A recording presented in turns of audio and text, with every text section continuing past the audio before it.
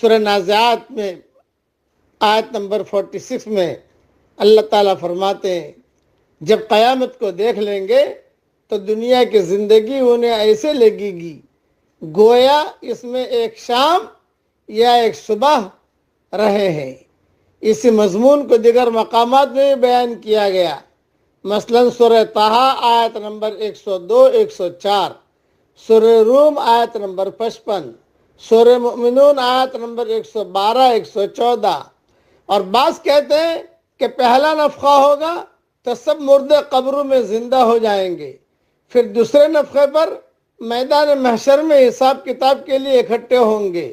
دونوں نفخوں کے درمیان 40 سال کا فاصلہ ہوگا اور اس فاصلے میں انہیں کوئی عذاب نہیں دیا جائے گا، وہ سو جائیں گے۔ دوسرے نفخے پر اٹھیں گے تو کہیں گے افسوس